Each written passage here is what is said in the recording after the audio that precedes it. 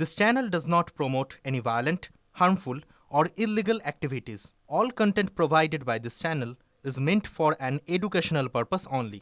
দেখছেন TV nine বাংলায় রয়েছে আমি শুভজিৎ মিত্র। হাইকোর্টের বিশেষ বেঞ্চে এসএসসি মামলা শুনানি শেষ। বড় খবর, হাইকোর্টের বিশেষ বেঞ্চে এসএসসি মামলা শুনানি শেষ। এসএসসি দুর্নীতি মামলায় রায়দান স্থগিত। এই নিয়োগ থেকে ভালো কিছু খুঁজে পাওয়া কঠিন, অতিরিক্ত নিয়োগ সরাসরি বাতিল হওয়া উচিত। শুনানি চলাকালীন বললেন বিচারপতি দেবাংশু বসাক। সুপ্রিম কোর্টের নির্দেশে বিচারপতি বসাকের বিশেষ বেঞ্চে শুনানি চলছিল।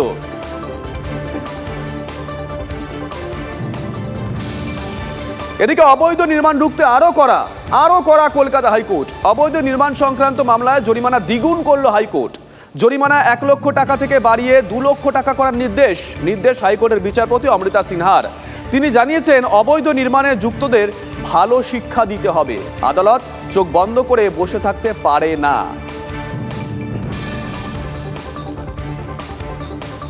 বিজেপি নেত্রী ভারতী ঘোষকে সন্দেশখালী যেতে অনুমতি হাইকোর্টের। 22 মার্চ ভারতীয় নেতৃত্বে সন্দেশখালী যেতে পারবে বিজেপির টিম, নির্দেশ হাইকোর্টের বিচারপতি জয় সেনগুপ্তের।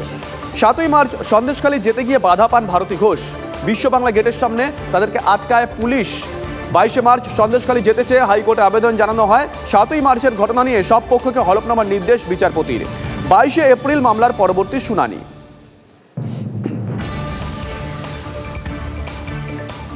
এদিকে সন্দেশখালী জেলিয়াখালীতে ফের বিক্ষোভ। তৃণমূলের 2 নেতার বিরুদ্ধে ইট বিক্রির অভিযোগকে কেন্দ্র করে মহিলাদের বিক্ষোভ। অর্থাৎ আবারও উত্তপ্ত হচ্ছে এলাকা। দুর্গা মন্দিরের জন্য বরাদ্দ ইট বিক্রির অভিযোগ। অঞ্চল সভাপতি দেবব্রত ভূঁইয়াকে ঘিরে বিক্ষোভ। ঘরের ভিতরে আটকে তৃণমূল নেতা দেবব্রত ভূঁইয়া। সন্দেশখালী জেলিয়াখালীতে ফের বিক্ষোভ। তৃণমূলের 2 নেতার বিরুদ্ধে ইট বিক্রির অভিযোগকে কেন্দ্র করে মহিলাদের বিক্ষোভ। দুর্গা মন্দিরের জন্য বরাদ্দ ইট বিক্রির অভিযোগ। সৌরভ দত্ত আমাদের সঙ্গে রয়েছেন টেলিফোন, আমাদের সহকর্মী সৌরভ। এ তো নতুন অভিযোগ, মানে অভিযোগের কোনো শেষ নেই। শুভজিৎ, দেখো এই যে ঘটনা সুগদোয়ানি গ্রামে ঘটেছে, দুর্গা মণ্ডপ অঞ্চলের সুগদোয়ানিতে যে ঘটনা ঘটেছে সেটি কিন্তু অত্যন্তই তাৎপর্যপূর্ণ ঘটনা। এখানে অনেকগুলো ছবি দেখা গিয়েছে যা কিন্তু লোকসভা ভোটের নিরিখে অত্যন্ত তাৎপর্যপূর্ণ। প্রথমত এলাকাটির নাম সন্দেশখালী। সেখানে যে অভিযোগ হচ্ছে যে সরকারি যে ইট যেগুলো নির্মল বাংলার জন্য রাখা ছিল, সেই সমস্ত সরকারি ইট তৃণমূলের অঞ্চল সভাপতি দেবব্রত ভূঁইয়া এবং সঞ্জীব আরের নেতৃত্বে সেগুলো অন্যত্র সরানো হচ্ছিল। তাকে ঘিরে উত্তেজনা। যদিও দেবব্রত ভূঁইয়া এবং সঞ্জীব আরি সেই অভিযোগ অস্বীকার করেছেন। তারা বলছেন পুরোটি বিষয়টির মধ্যে বিজেপির ইন্ধন রয়েছে। বেশ, ধন্যবাদ সৌরভ। কি বলেছেন তিনি, শোনাই একবার।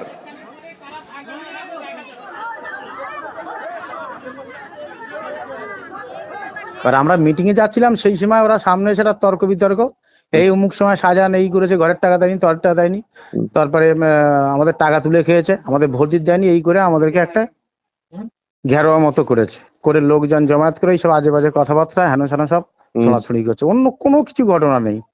নিরাপত্তার অভাব বোধ একটু হচ্ছে। দোকানও ভাঙচুর করেছে, গাড়িটাও হাত দিয়েছে, ভাঙচুর করেছে, এরকম শুনছি। তবে একেবারে নিরর্থক কোন রকম কোনো কথা কারোর সঙ্গে নয়। আমরা মিছিলে যাচ্ছিলাম, বসিরহাটে আমাদের প্রোগ্রাম আছে, ঠিক সেই সময়টায় বেড দিয়ে সেই পুরানো কবে কি কে কোথায় কি করে গেছে তার রিয়াকশনটা আমাদের উপরে এইভাবে করে নেওয়া হচ্ছে।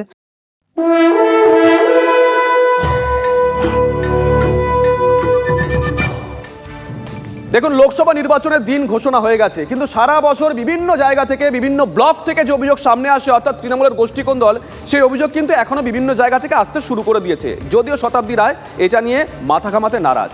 গোষ্ঠীদ্বন্দ্ব নিয়ে মাথা ঘামাবেন না, ভোট এলে সবাই এক। তৃণমূলের কোন্দল নিয়ে এমনই জবাব দিয়েছেন বীরভূমের তৃণমূলের তারকা প্রার্থী শতাব্দী রায়। কোর কমিটির বৈঠকে বীরভূমে ভোটের কৌশল নিয়ে আলোচনা হয়, উঠে আসে দলের কোন্দলের প্রসঙ্গ। সেখানেই গোষ্ঠীদ্বন্দ্ব নিয়ে মাথা না ঘামানোর বার্তা শতাব্দীর, বলছে সূত্র। ওটা নিয়ে ব্যস্ত হবে না, গোষ্ঠীদ্বন্দ্ব নিয়ে। ওটা একটা তৃণমূলের মানে সিলেবাসের মধ্যে পড়ে গেছে, কিন্তু আবার ইলেকশন এলে সবাই আবার এক হয়ে ভোট করে। দেখলেন তো শতাব্দী দেবী, তিনি সিলেবাসের কথা বলছেন। সিলেবাসে তো অনেক কিছু পড়ে, কোনো নেতা হুমকি দিচ্ছেন, কোনো নেতা প্রতিশ্রুতি দিচ্ছেন। গতকাল সুভাষ সরকার আর আজকে সুজাতা মণ্ডল মিলে গেছে একটা জায়গায়। প্রচারে বেরিয়ে হুমকি দিয়ে আবার বিতর্কে বিষ্ণুপুরের তৃণমূল প্রার্থী। লিড দিলেই বুথে জান লড়িয়ে দেব, আর লিড না দিলে কোনো কাজ নয়। হুমকি দিয়ে বিতর্কে সুজাতা মণ্ডল। বাঁকুড়ার ওন্দা ব্লকে প্রচারে বেরিয়ে এই বিতর্কে জড়িয়ে পড়েন তিনি। ঠেলায় পড়ে এমন মন্তব্য করছে তৃণমূল, কটাক্ষ করেছে বিজেপি। যদি এবার এখান থেকে ভোট না আসে, এবার আমি একদম ক্লিয়ার কাট বলছি, তাতে মিডিয়া থাক যে থাক আই ডোন্ট কেয়ার। যদি এবার এখান থেকে যদি দেখি যে তৃণমূল লিড পায়নি, তাহলে সত্যি মাসি আমি তোমাদের কেন আমরা কেউই আর অভিযোগ শুনতে আসবো না। বাস্তব কথা একদম বলে যাচ্ছি, কোনো অভিযোগ শুনতে আমাদের কেউ আসবে না।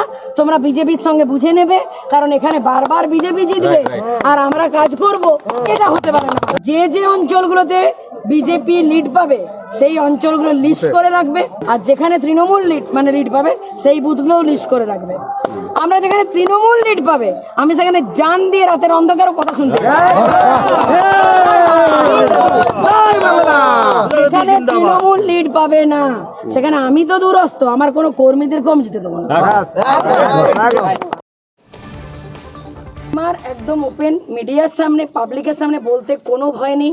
আমি দলের সৈনিক, ঠিক আছে, দল আমাকে প্রার্থী করেছে, তাই আমার দল যে বুথে লিড পাবে সেখানে আমি একজন নারী হয়েও আমি রাতের অন্ধকারে হোক দিনে হোক জীবন বাজি রেখে জান লড়িয়ে সেই অঞ্চলে মানুষের পাশে থাকবো।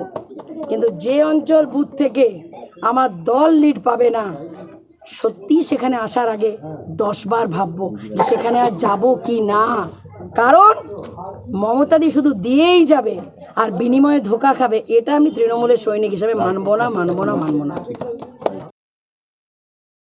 আপনারা বিচার করুন, বিষ্ণুপুর লোকসভায় তৃণমূল কংগ্রেসের যিনি প্রার্থী হয়েছে তার বক্তব্য, তার কথাবার্তার চলন।